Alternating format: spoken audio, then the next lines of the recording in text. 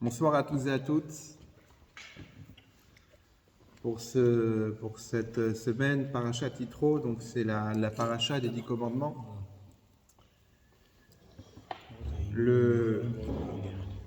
Amen.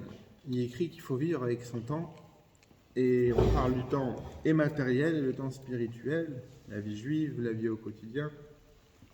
Et c'est vrai que quand on regarde un petit peu la situation dans le monde, c'est le drame qui est arrivé hier, et de manière générale, on dit que le monde va de mal en pire, que ça va de pire en pire. On n'arrive pas à voir le bien qu'il y a dans chaque monde. Alors vous savez, la semaine dernière, on n'a pas pu faire le cours car j'étais à l'étranger. Et justement, pour souligner, c'était le jour de Yud Shvat. C'est un jour important dans le calendrier chassidique, Lubavitch, parce que c'est le jour qui marque à la fois la disparition de ce monde du Rabbi Yosef Yitzhak et la prise du leadership du mouvement Lubavitch par le Rabbi. Et chaque année, je vais couper les micros. Chaque année, le Rabbi récitait un Mahamar. Un Mahamar, c'est un discours chassidique qui commence par une introduction. Ça peut être une introduction de la paracha, une introduction sur les Nevi'im, dans les prophéties. Et tous les ans, Yud Shvat, le discours commençait par une phrase que Shlomo HaMelech, le roi Salomon, il a dit dans Shir HaShirim qu'on lit vendredi soir chez les Séfaradim. Et c'est une phrase qui dit Bati legani achoti kala. Shlomo HaMelech, il écrit Shir HaShirim, donc le cantique des cantiques, dans laquelle il parle de la relation de Dieu avec le peuple juif, de Dieu avec le monde de manière générale. Et là-bas, il y a cette phrase-là qui dit Bati legani achoti kala, je suis venu dans mon jardin, ma sœur s'est fiancée. Le Zohar, il écrit les gani. Gan en hébreu, c'est un jardin. Pour dire gagner la dîme, c'est un jardin d'enfants. Gan, c'est un jardin. Et Bati les gani, je suis venu dans mon jardin. Le Zohar, il explique de quel jardin on parle. On parle du monde au moment de la création avec Adam et Ève, Adam Arishon, où le monde il était à l'état du jardin d'Éden, le Gan Eden. Jusqu'à que Adam il a fait la faute du Chet et Sadat, la péché de l'arbre, qui était l'arbre de la connaissance. Et donc la Shekhinah, c'est-à-dire la présence divine, elle s'est retirée du monde et elle est revenue à travers de génération en génération, depuis Abraham jusqu'à Moshe Rabbeinu, que lui c'est le 7e des grands du peuple juif depuis Abraham, que lui il a fait de redescendre dans le monde, à Matan Torah, comme on va voir dans notre paracha. Mais quand on voit un petit peu cette phrase-là, Bati les gani, je suis venu dans mon jardin, on voit que le jardin, ça parle du monde, que Dieu il est descendu dans le monde au moment de la création du monde, et que la résidence principale de Dieu, elle est dans ce monde-là. C'est-à-dire qu'il y a de la vie ailleurs, il y a d'autres mondes spirituels, voire même matériels, mais qui sont ailleurs. Mais le Ikar Shrina, c'est-à-dire la résidence principale de Dieu, elle est dans ce monde-ci. Et quand on voit ça, c'est dur de faire la comparaison avec l'état actuel du monde. C'est-à-dire qu'un jardin, c'est quoi un jardin? C'est un endroit qui donne des fruits, c'est un endroit qui donne de la verdure, c'est un endroit où même aujourd'hui on joue, c'est un endroit qui vit, c'est un endroit qui va vers le bien. D'un autre côté, quand on ressort un petit peu dans le monde, on entend un petit peu ce qui se passe, on voit que le monde est un petit peu en contradiction avec cette manière-là de voir le monde. Jusqu'à que vient notre paracha, la paracha de Yitro, et la paracha commence Va Ishma Yitro Kohen Midian Choten Moshe. Yitro, c'était qui? C'était le beau-père de Moshe. Mais il était aussi Kohen Midian, c'est-à-dire le prêtre de Midian. C'était un idolâtre. Et il écrit Va Ishma Yitro. Yitro, il a entendu. Qu'est-ce qu'il a entendu? La Gemara ramène qu'il a entendu, Rachi ramène aussi cette phrase-là, qu'il a entendu que Israël avait traversé la mer et que Israël avait battu Amalek dans la guerre. Quand il a entendu ça, il est venu, il a voulu se convertir. Et il s'est converti au judaïsme. On ne va pas rentrer dans tous les détails parce qu'il y a plein de questions qui interpellent ici. Comment une paracha qui va donner toute la Torah, qui va donner les 10 commandements, porte le nom de Yitro, un nom d'une personne qui était idolâtre. On n'aurait pas pu trouver un autre nom, peut-être appeler ça Matan Torah, la paracha du don de la Torah. Il y a plein de questions qui se posent. Mais quand on va s'arrêter sur le personnage, c'est qui Yitro? C'est un converti. Et qu'est-ce que la Torah nous dit par rapport à un converti? Il est écrit dans la Gemara Yebamot qu'une personne qui veut se convertir au judaïsme, on lui dit « Qu'est-ce que tu vois de bien chez les Juifs? Pourquoi tu veux te convertir? Regarde, on a un peuple qui est persécuté, on a été persécuté. Jusqu'à aujourd'hui, dès qu'il y a un problème, c'est de la faute à qui? C'est de la faute des Juifs. Pourquoi tu viens dans ce peuple-là » Et ça, c'est quelque chose qui est ramené dans la Gemara. Donc, c'est-à-dire la Gemara, c'est la Torah orale qui était transmise à Moshe Rabbeinu. Et a priori, on voit une contradiction.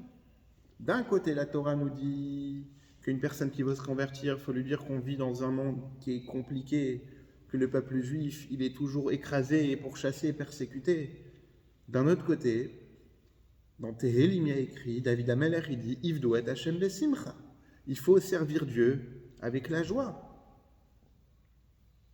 Mais comment tu peux être joyeux quand à la fois tu dis on est persécuté, on n'est pas aimé, et les deux viennent de la Torah?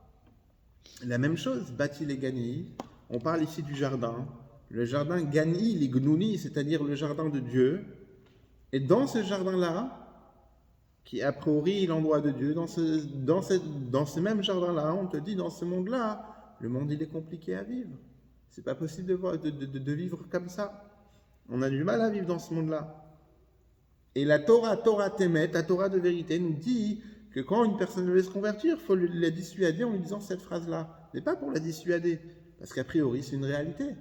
Alors si c'est une réalité, et comment dans cette même réalité-là, tu peux à la fois servir Dieu avec joie, et comment dans cette réalité-là, tu peux voir le monde d'une bonne manière. Et ici, le Rambam, qu'on connaît tous, ramène dans son livre Moreh Nevuchim, qui est le guide des égarés, et là-bas il écrit la chose suivante. Il s'interroge, de quelle manière une personne elle doit regarder le monde? Est-ce qu'elle doit regarder le monde comme un endroit qui va mal, un endroit où il y a de l'impureté, ou un endroit où Rechaim Govrimbo, c'est-à-dire où le mal la remporte sur le bien, le mal règne, que ça soit à droite ou à gauche, on entend des mauvaises choses ou même on voit des mauvaises choses. Qu'est-ce qu'il dit le Rambam? Au contraire, il faut voir le monde d'une manière où c'est la maison de Dieu, où tout est bien. Et il faut utiliser les yeux et avoir un regard sur le monde où c'est un endroit qui est beau, c'est un endroit qui est bien, c'est un endroit qui est magnifique. Mais on s'interroge sur le Rambam. Le Rambam nous demande d'avoir un regard positif sur le monde. Mais quand on voit la vie du Rambam, c'était tout le contraire d'une vie joyeuse. Il est né à peu près en 1130, 1135 peut-être. Il habitait à Cordoue, en Espagne, en Sfarad. En 1148, il y a eu l'invasion des Almohades qui ont envahi à la fois cette partie-là de l'Espagne et aussi l'Afrique du Nord, en contraignant tout le monde de se convertir à l'islam. Donc les Almohades, c'est un groupe extrémiste islamiste de musulmans qui convertissait de force tout le monde. Et donc le Rambam, avec toute la communauté juive qui était très implantée en séfarade, d'où le mot séfarade, l'Espagne, ont dû bouger. Et donc de là-bas, avec sa famille, il a dû bouger en Provence, en France un petit peu, puis ensuite jusqu'à qu'il est parti à Fès. Et ça, il avait l'âge de 13 ans. Donc déjà, depuis l'âge de 13 ans, il n'a pas arrêté de bouger. Il écrit dans un livre qui s'appelle Igrot Rambam, pardon, les lettres du Rambam. Il écrit un petit peu sa vie. Pas il se plaint, mais il décrit là-bas toutes les souffrances qu'il a endurées. Et il y a une période, pas longtemps après, en 1170, il raconte là-bas comment son frère David, qui était, je pense, plus âgé que lui, il est décédé dans un naufrage, dans un bateau qui a coulé. Et là-bas, il écrit que son frère David, non seulement il a laissé une veuve, mais en plus de ça, un orphelin sur lequel le Rambam lui-même, Rabbi Moshe ben Maimon, allait devoir s'occuper. Maintenant, David, il était dans ce bateau-là, son frère David, pour faire du business, parce qu'il était commerçant. Et c'était lui qui entretenait financièrement toute la famille, y compris le Rambam. Le Rambam, quand il écrit ça, il écrit non seulement mon frère David, à qui j'étais très attaché, il est décédé, mais en plus de ça, maintenant, toute l'occupation financière, et de ma famille, et de la sienne, et de mes parents, de mes frères, de mes sœurs, je ne pense pas qu'il y avait des sœurs, ça va retomber sur moi. Et là-bas, il écrit avec beaucoup de peine la perte de son frère.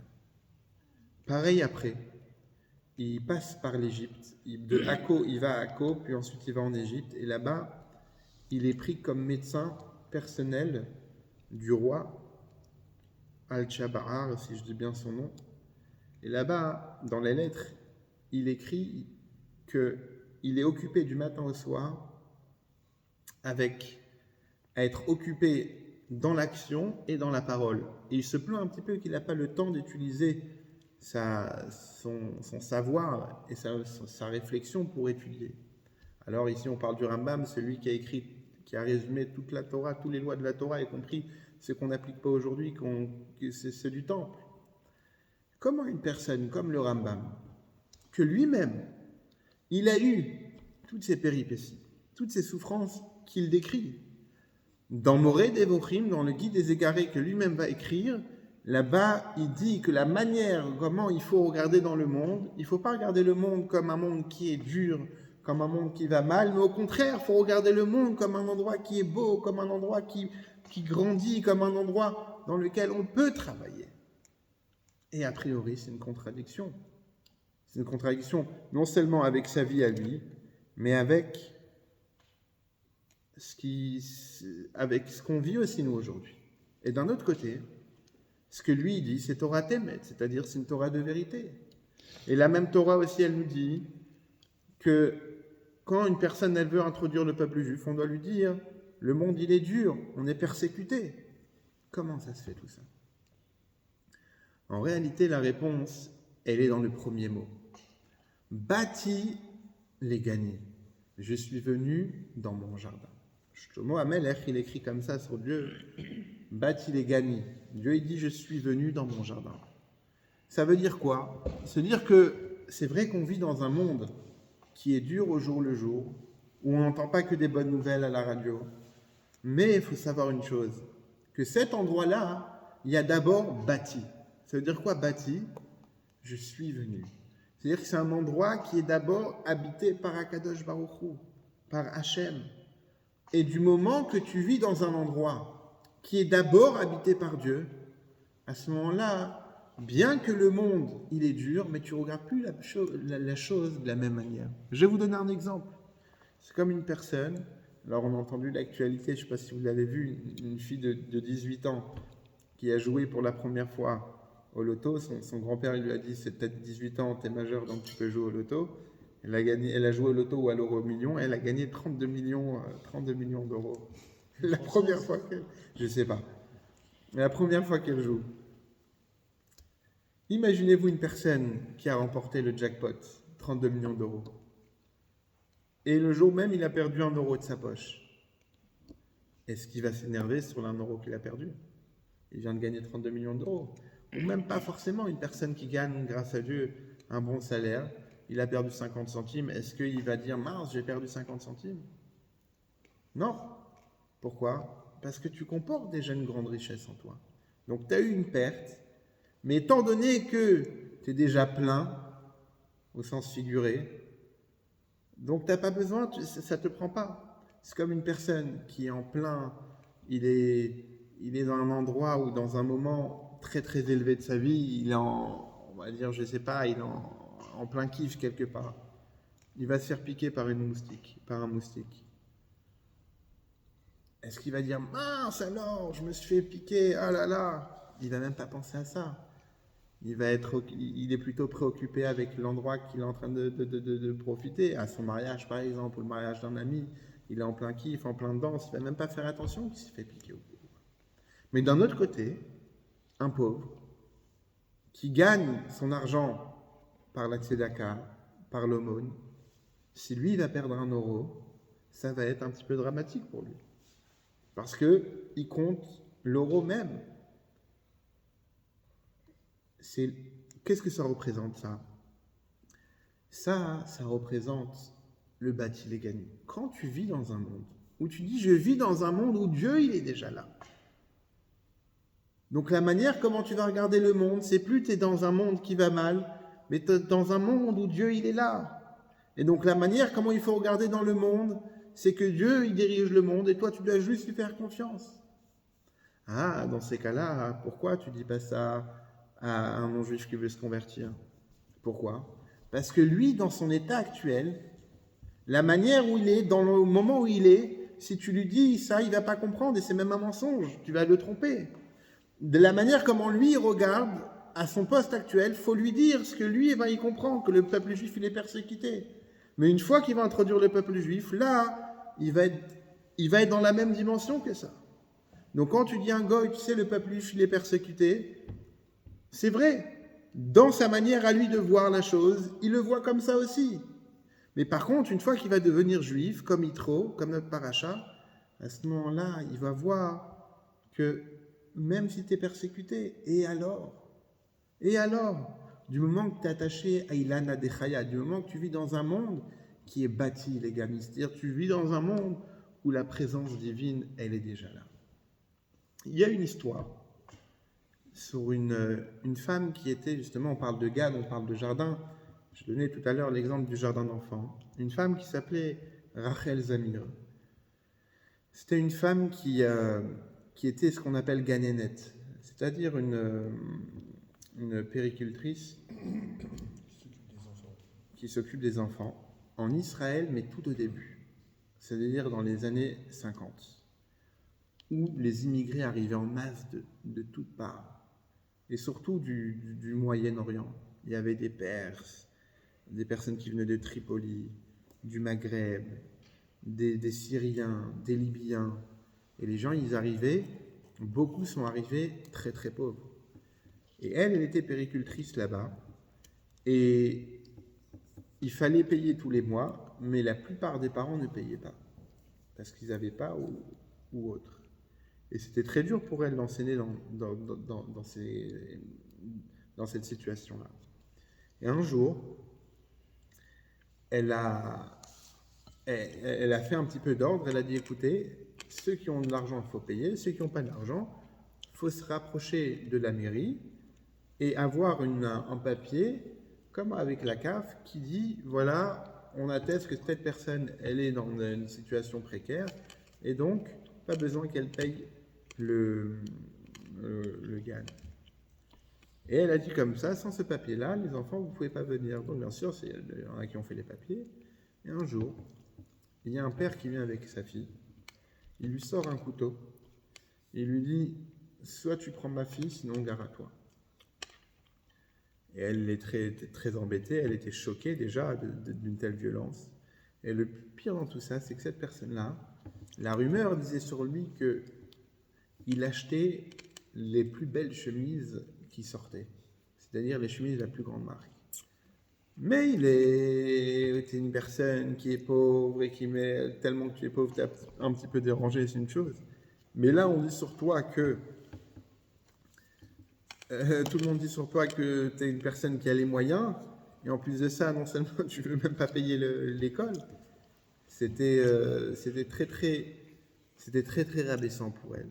Elle a écrit cette lettre au rabbi en disant qu'elle avait pris la décision d'arrêter l'enseignement parce que c'était trop dur pour elle, surtout ça, c'était le coup de grâce. Et le rabbi lui a répondu une lettre. Et le rabbi lui dit qu'il faut qu'elle prenne conscience l'importance d'enseigner aux enfants, que l'enseignement que les enfants vont recevoir, c'est une chose inimaginable qui va les faire pousser plus tard, les faire grandir et avancer dans le judaïsme.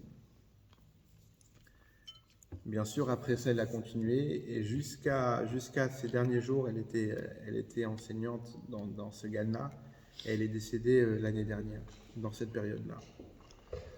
C'était un GAN. C'était un GAN, exactement, c'était un GAN, c'était un jardin d'enfants. Mais quand on voit l'histoire, quand on voit la réponse du rabbi, le rabbi ne lui a pas dit « Ne vous inquiétez pas, ça va plus se reproduire » ou bien « Essayez ailleurs », etc. Non, qu'est-ce que le rabbi lui a dit? Le rabbi lui a dit, en 2 mots, regardez autrement sur la situation. Quand vous arrivez le matin dans votre travail, ne vous dites pas « Mince alors, je vais avoir affaire à des enfants que les parents ne veulent pas payer ». Non. Dites-vous que vous allez faire et vous occuper des enfants, que ces enfants plus tard, tout leur judaïsme et voire toute leur vie, elle va être créée à partir de ces instants-là, ces jours-là qui vivent avec vous. Qu'est-ce que ça veut dire? Ça représente un petit peu ce qu'on vient de dire. C'est une manière de regarder le verre à moitié vide, le verre à moitié plein. Mais là, c'est même plus que ça. C'est que le verre, tu vois qu'il est à moitié vide. Mais tu dis, c'est pas grave. C'est pas grave qu'il est à moitié vide. Il faut regarder la chose différemment.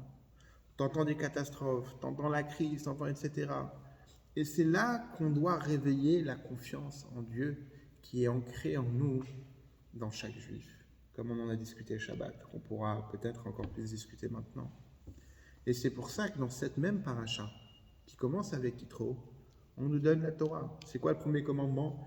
Anochi Hashem Elokecha asher hotzeticha meretz Mitzrayim. Je suis Hashem, ton Dieu, qui t'a fait sortir d'Égypte. Pose la question, pourquoi tu utilises comme preuve de grandeur je suis Hashem, ton Dieu, qui t'a fait sortir d'Égypte? Ok, la sortie d'Égypte, c'est un grand miracle, mais il y a plus que ça. Dieu il aurait pu dire, je suis Hashem, ton Dieu, qui a créé le ciel et la terre. C'est encore plus fort que ça. Qu'est-ce qu'on utilise? Dieu il va utiliser, je suis Hashem, ton Dieu, qui t'a fait sortir d'Égypte. Alors il y a plein de réponses, selon toutes les positions. Mais ici, le miracle de la sortie d'Égypte, le miracle de la mer, de l'ouverture de la mer, c'était un miracle qui était fait sur la nature. La création du monde, c'était quelque chose qui était fait comme on appelle en hébreu, en Lashon HaKodesh, Me'ayin leyesh, du néant à l'existence. Alors que Mitzrayim, le miracle de la sortie d'Égypte, c'était un miracle qui était sur quelque chose qui était déjà existant. Mais pour revenir à la question qu'on a demandée tout à l'heure, comment une paracha qui contient l'histoire du don de la Torah porte un nom d'une personne qui était autrefois idolâtre, Yitro. Rachid répond à ça. Il dit pourquoi on l'appelle Yitro? Il avait 7 autres noms. Pourquoi on utilise le mot Yitro? Yitro en hébreu, ça vient du verbe yeter, ou yoter qui veut dire plus, yeter qui veut dire rajouter. Pourquoi? Rachid dit Al-Shem chez Iter Parasha Achat Batorah, on appelle Yitro parce qu'il a rajouté une paracha dans la Torah qui est la paracha Ve'ata Techeze. Toi tu vas voir qu'il a vu Moshe Rabbeinu qui avait du mal, que les Juifs étaient du matin au soir en train de se plaindre chez Moshe Rabbeinu. Et Moshe Rabbeinu en train de dire toi t'as raison, toi t'as tort, fais comme si, venons on arrange comme si. Il a dit à Moshe Rabbeinu attends Moshe, c'est pas possible. Tu as avec toi un peuple qui contient 600 000 personnes. Tu ne peux pas t'occuper du matin au soir du peuple. Tu n'auras pas le temps, tu n'auras pas de vie. Alors dis-moi, je te donne un conseil. Prends un groupe de personnes compétentes, les Ékénim, les sages, les anciens, enseigne-leur à eux les lois de la Torah, et comme ça, eux, tu pourras le déléguer, que eux, quand il y aura des problèmes, ça veut les responsables, les gens vont venir chez eux en exposant leurs problèmes et ils vont régler. Et toi, tu seras là seulement au cas où il y a un grand, grand problème qu'ils n'arriveront pas eux-mêmes à résoudre. Alors à ce moment-là, c'est toi qui vas t'en occuper. Ça, c'était le conseil de Yitro à Moshe Rabbeinu. Et Moshe Rabbeinu, il a fait ce conseil-là. Il a mis des shoftim, des juges, etc. Rashi nous dit donc, pourquoi on l'appelle Yitro? Parce qu'il a rajouté une paracha. Mais a priori, quand on dit paracha, c'est pas la paracha qu'on lit la semaine. Paracha, c'est, vous voyez, quand on lit dans le Chumash, souvent vous avez des P. Des P comme ça, juste avant un pasouk ou la fin, ou bien des samer. Ça veut dire une paracha qui est ouverte, une paracha qui est fermée, c'est par rapport à l'écriture de Sefer Torah. Mais paracha, ça veut dire une portion. Donc dans une paracha, que nous on appelle, le vrai nom c'est le sidra. C'est pour ça qu'on appelle la sidra de la semaine. On l'appelle paracha qui veut dire portion, mais dans une paracha, il y a plusieurs parties, plusieurs sections. Notamment dans notre paracha, elle commence avec l'histoire de la venue de Yitro, que Yitro va donner ce conseil-là, puis ensuite Dieu dit au peuple juif de se préparer à recevoir la Torah, puis ensuite Moshe Rabbeinu, puis ensuite le don de la Torah même. Maintenant, on sait tous qu'il y a pas de...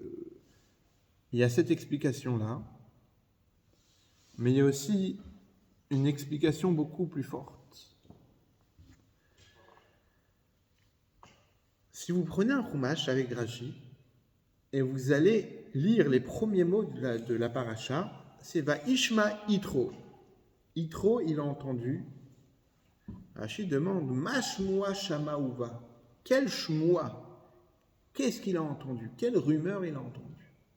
Rashi dit il a entendu, comme je l'ai dit tout à l'heure, que Dieu avait ouvert la mer pour le peuple juif en deux et que le peuple juif avait gagné Amalek.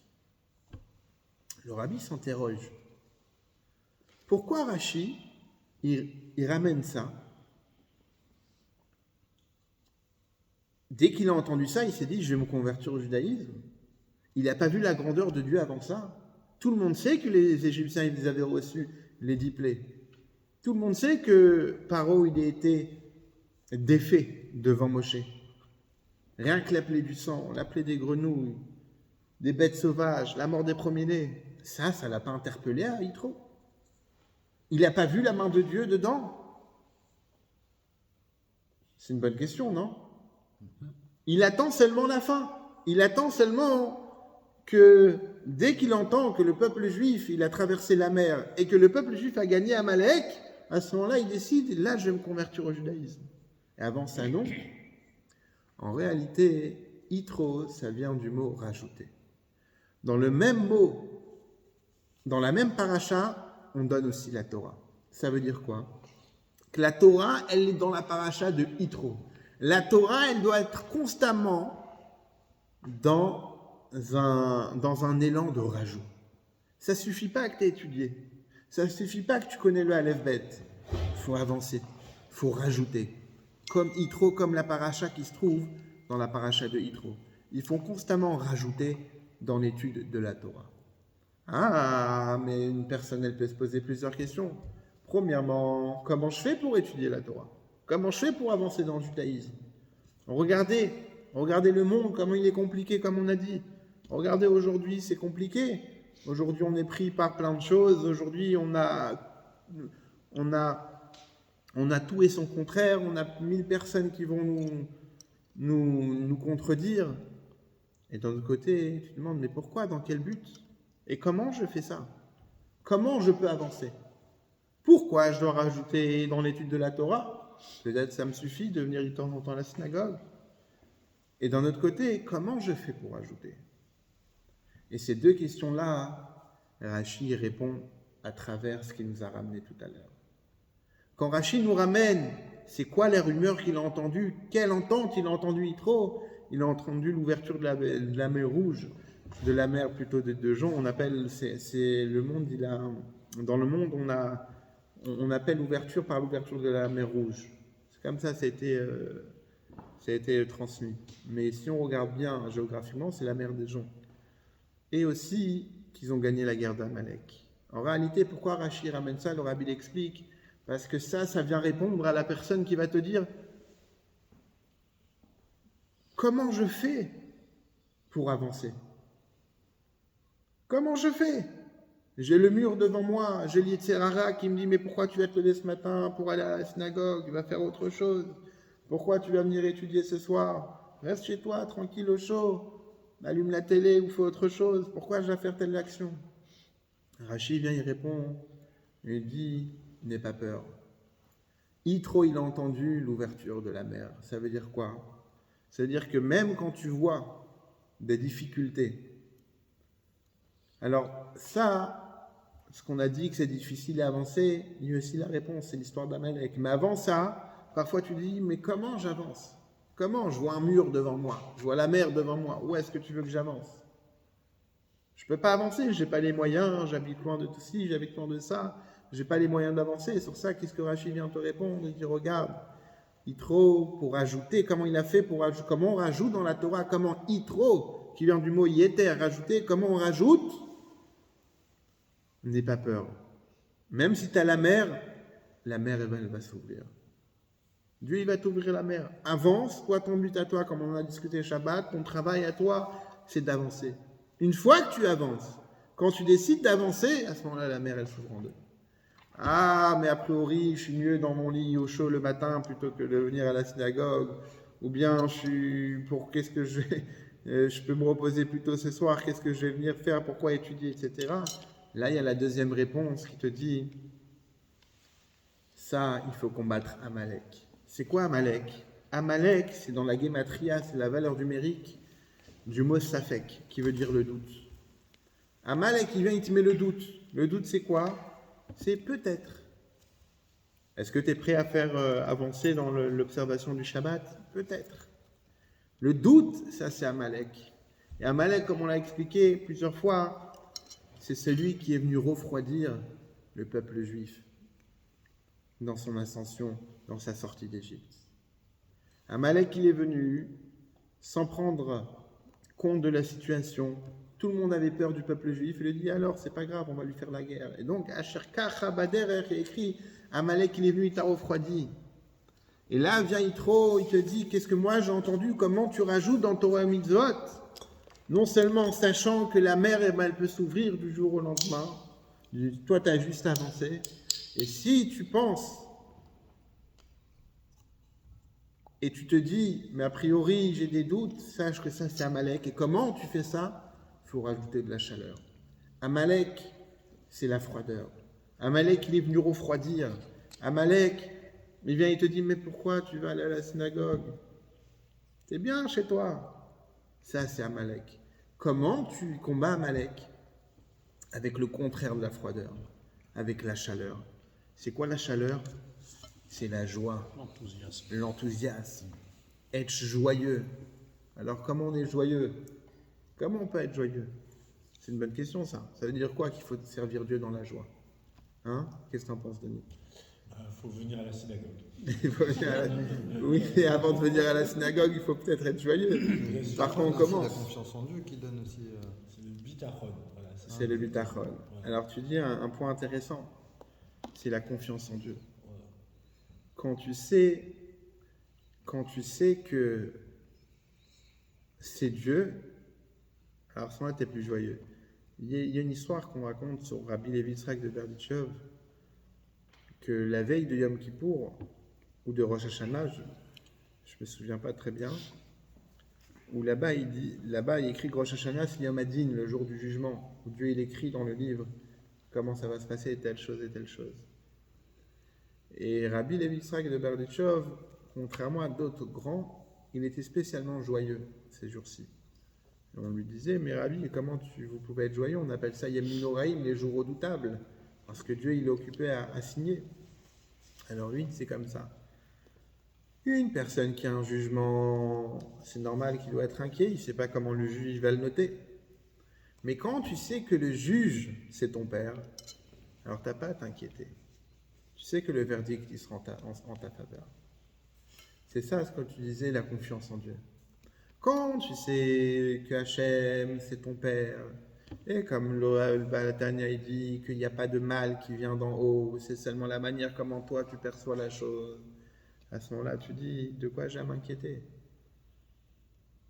J'ai quoi j'ai à m'inquiéter puisque Dieu il est avec moi.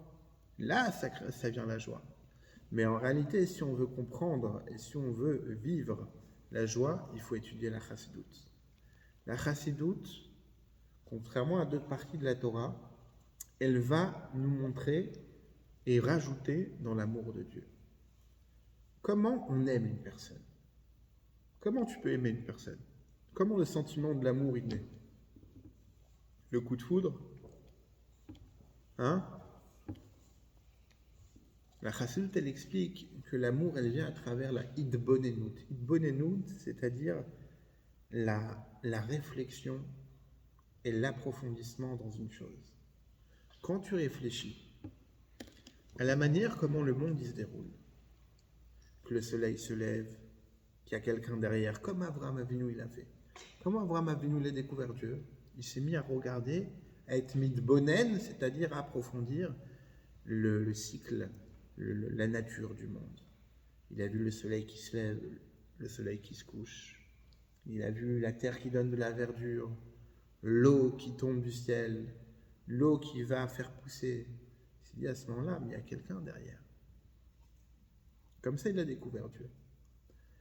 Un juif, comment il peut avoir l'amour de Dieu sans réfléchissant à Dieu? Mais comment tu peux réfléchir à quelque chose que tu ne vois pas? Alors Dieu, certes, on ne le voit pas, mais comme on a dit, bâti les gagné. La présence de Dieu, elle est déjà dans le monde. Et c'est à nous de la découvrir. Comment? Comment? Ça, Rav, c'est extraordinaire parce que tous les plus grands scientifiques qui commencent à regarder comment marche l'organe, après comment marche la cellule, après comment les cellules coopèrent entre elles, après comment les molécules sortent des cellules et collaborent entre elles et tout ça. Et les plus grands scientifiques, dans la majorité des cas, ils sont agnostiques. Mais ils font le raisonnement et pour soutenir leur raisonnement, ils finissent tous par dire la même chose. Ils disent, pour que ça marche, il fallait que telle cellule soit contrôlée par telle autre et que telle molécule sorte pour que ça fonctionne. Ça veut dire quoi? Ça veut dire que il faut faire fonctionner tout ça, quoi. Et quand on regarde de près, quand on fait vraiment de la biologie de manière très approfondie et tout ça, c'est sidérant parce que c'est des cascades immenses de réactions, de chaînes, de choses qui font que ça marche et que l'une contrôle l'autre et que le processus s'emballe pas, parce que s'il s'emballe, ça va tout faire exploser, quoi. Mais s'il n'y a pas une régulation extraordinaire et tout ça, tout exploserait en permanence, quoi. Ouais. C'est très intéressant parce que ce que vous dites, docteur, c'est exactement ce qui s'était passé jusqu'à qu'Abraham découvre Dieu. C'est-à-dire que la science dans le monde, elle était, il y a la lune, il y a le soleil, il y a la pluie, donc c'était des dieux en soi. Et donc le monde se prosternait à eux. Il y en a un qui vénérait plus le dieu du soleil, il y en a un peu, comme un petit peu aujourd'hui, il va préférer tel club de foot ou autre. Bon, bien sûr, c'est extrapolé, mais c'est une image. Jusqu'à qu'Abraham Avinu, il est arrivé, et il dit, oui, mais il y a quelqu'un derrière. Il faut bien que ça vienne de quelque chose. C'est ça. Je ne sais pas si vous avez vu l'histoire de la Sidra de la semaine dernière. C'est le rabbi qui demande à un grand scientifique, Velvel Green, qui était de base très anti-religieux et qui est devenu lui-même finalement religieux. Le rabbi lui demande de voyager en ex-URSS, donc on était avant la chute du mur de Berlin, pour aller là-bas rencontrer 3 scientifiques russes qui s'interrogent sur la question de la science et Dieu, et de leur prouver qu'il n'y a pas de contradiction entre la science et Dieu. Je n'ai pas lu la fin de l'histoire, mais lui, elle est en plusieurs parties, mais il termine comme ça en disant aujourd'hui, ces scientifiques-là, ils habitent en Israël et ils sont devenus religieux.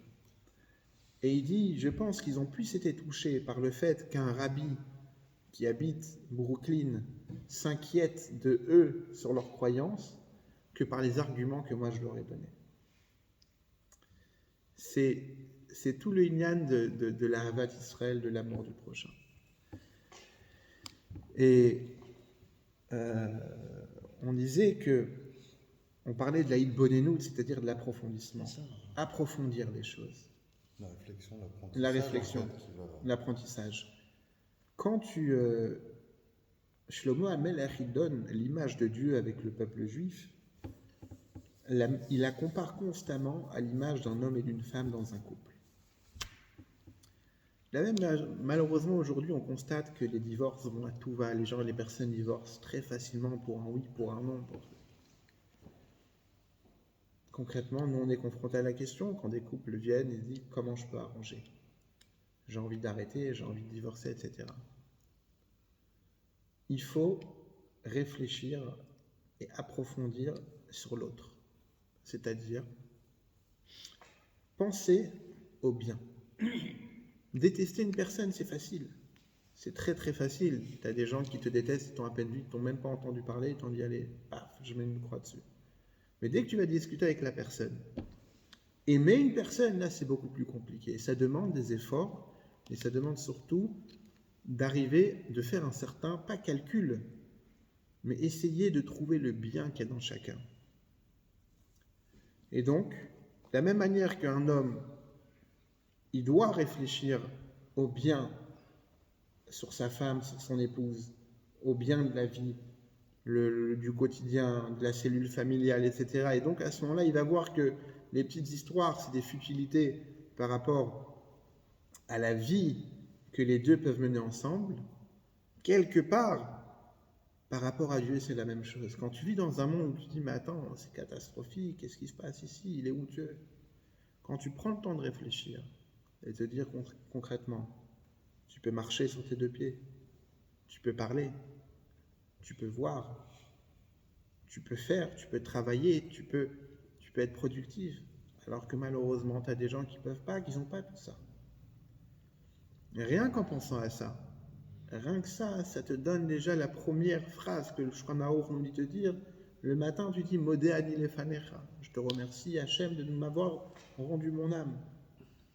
D'un autre côté, tu te dis mais pourquoi remercier Dieu de nous avoir rendu l'âme le matin, de se réveiller le matin, si le monde il est si mal, si le monde va si mal. Et paradoxalement, les gens les plus pauvres, les gens qui ont du mal à vivre, quand ils sont malades ou quand on leur annonce qu'ils vont peut-être mourir, ceux qui vont s'accrocher le plus à la vie.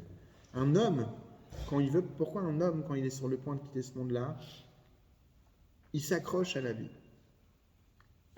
A priori, peut-être ça sera mieux après.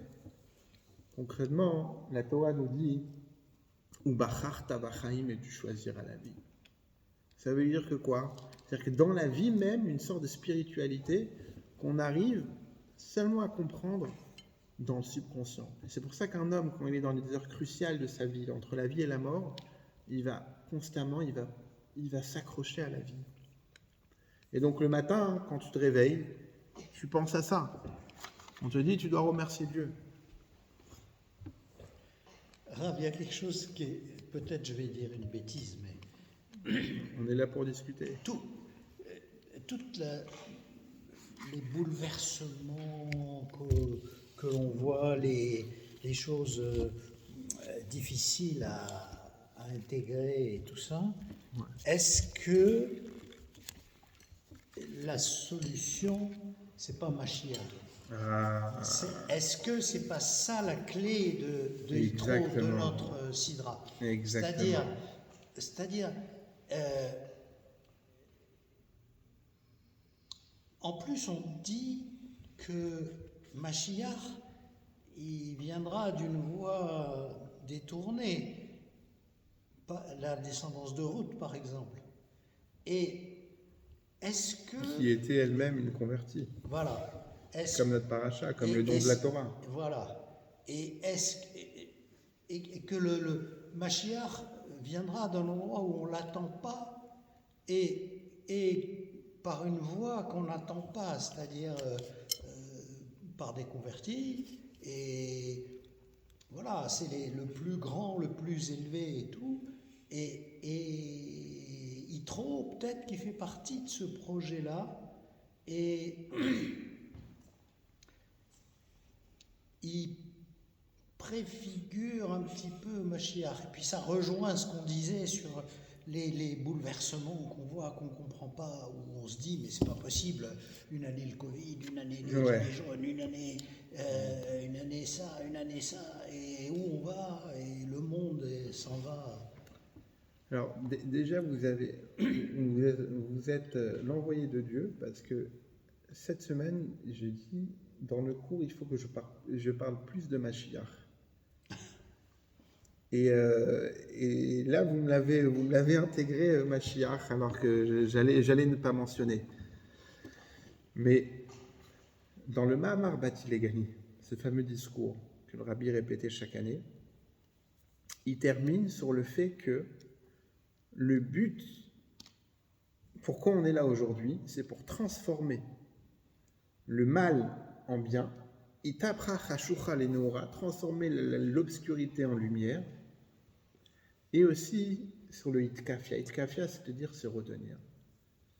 Se retenir, se contrôler.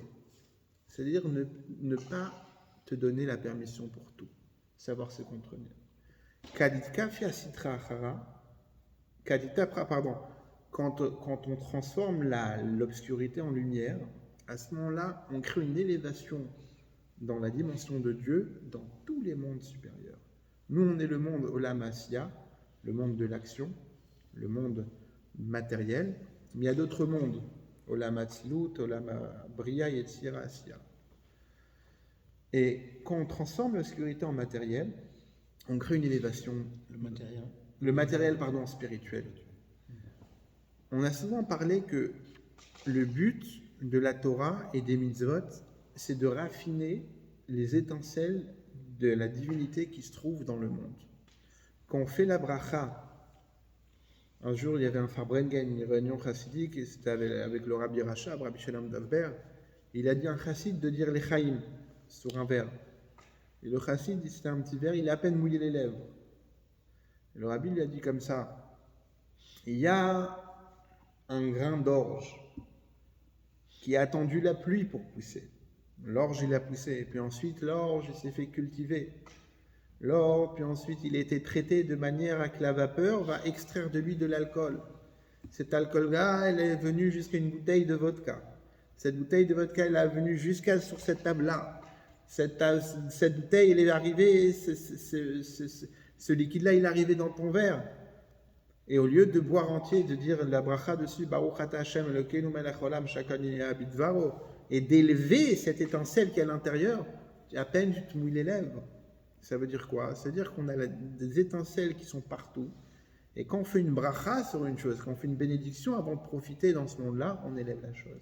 Et qu'on termine de tout raffiner ces étincelles-là, à ce moment-là, Mashiach, il est prêt à venir.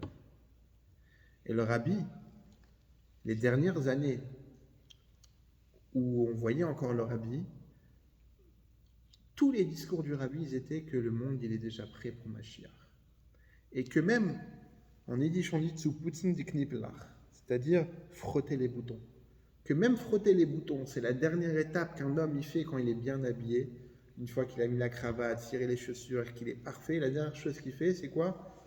Il va frotter les boutons pour que s'il y a une poussière, les boutons ils brillent. Le Rabbi dit, même ça, on l'a fait. C'est-à-dire qu'aujourd'hui, on le voit dans le peuple juif, que le peuple juif, il est prêt à accueillir Mashiach, qu'on a terminé de raffiner tout. Qu'est-ce qui nous reste alors aujourd'hui concrètement? Il nous reste à se préparer comme on s'attend à accueillir un invité. À la maison, quand tu reçois un invité, tu ne vas pas l'accueillir en pyjama sur ton pantalon comme un dimanche matin, en pyjama sur ton canapé. Non. Quand tu reçois un invité de marque, qu'est-ce que tu fais? Tu vas nettoyer la maison, tu vas aspirer les tapis, frotter le canapé, frotter les miroirs, astiquer les vitres, tout tu vas te nettoyer, comme ça quand l'invité il va arriver, la maison elle va être propre. La même chose, aujourd'hui l'invité c'est Mashiach. Nous maintenant, on doit s'apprêter à recevoir Mashiach. Comment on s'apprête? En nettoyant. Comment on nettoie? En faisant des Torah ou Maasim Tovim, en faisant de la Torah et des mitzvot. Plus tu fais des mitzvot, plus tu prépares ta maison antérieure, dans laquelle Dieu il va résider, tu la prépares à recevoir Mashiach. Donc aujourd'hui, le travail de Birur HaNitzotzot, c'est-à-dire de raffiner les étincelles divines qui ont été perdues dans le monde, on a terminé. La seule chose qui nous reste aujourd'hui, c'est de se préparer à accueillir Mashiach. Et plus on transforme l'obscurité en lumière, alors à ce moment-là, on crée une élévation. Et on se rapproche, on le voit, comme vous l'avez dit, dans les événements de tous les jours, qu'on entend des choses que n'importe qui, même les non-juifs, nous disent, mais c'est l'ère messianique. On sent Mashiach. Il y avait son Arabi, je suis pas sûr, c'était sur le Hadmour de Kotsk, qu'un jour, ses disciples lui ont fait une blague et lui ont dit « Mashiach, il est là, Mashiach, il est arrivé ». Il était dans son bureau, il a ouvert la fenêtre, il a sorti son nez dehors, il a respiré, il a dit « Non, Mashiach n'est pas encore là ». Il me semble que c'est le rabbi qui raconte cette histoire, ou le rabbi précédent. Et là-bas, il pose la question, pourquoi il a besoin d'ouvrir la fenêtre pour respirer? Il ne pouvait pas le faire dans sa chambre. Là-bas, le rabbi répond, parce que dans sa chambre, dans son bureau, il y avait déjà l'odeur de Mashiach. Il vivait avec Mashiach. Mashiach, il était déjà là. Donc ça veut dire que Mashiach, mis à part le fait que ça va être un changement dans le monde entier, mais Mashiach, c'est quelque chose que tu dois vivre avec. Il y a des personnes, et moi je suis jaloux de certains amis à moi, certains d'autres rabbinim dans le monde, ils vivent avec Mashiach, c'est-à-dire qu'ils sont dans une dimension où il n'y a rien qui les dérange, il n'y a rien qui va les bloquer, ils avancent comme s'il n'y avait rien, comme si c'était de Mashiach. Et qu'est-ce qu'on voit? Ils vivent, et la chose se produit comme si Mashiach il était déjà là, c'est-à-dire qu'il n'y a plus de limite, tout qu'on voit aujourd'hui. Telle personne, elle a réussi à acheter un Bet Rabat. Comment une personne qui a pas un centime a réussi à acheter un Bet Rabat de plusieurs millions d'euros? C'est messianique comme situation. Je parle de ça, je parle des personnes qui n'ont pas eu d'enfants. Il y a eu des gens pendant 30 ans, et un couple il y a 2 semaines en Israël, pendant 30 ans, pas eu d'enfants. Ah, mais ils ont eu des enfants. C'est miraculeux, c'est messianique comme situation. Et donc on vit dans cette époque-là. Mais toute la question, elle est, nous, où est-ce qu'on se situe à l'heure actuelle? Est-ce qu'on se situe avant la sortie d'Égypte ou après la sortie d'Égypte? Est-ce qu'on est encore en Égypte? Est-ce qu'on est encore limité dans Mitzraïm? C'est-à-dire dans nos limites à nous, dans l'étroitesse, et se dire, bon, j'arriverai jamais à avancer, je suis bloqué là où je suis? Ou bien tu es après la sortie d'Égypte, tu as déjà traversé la mer, tu as déjà combattu Amalek, et tu t'apprêtes à recevoir la Torah.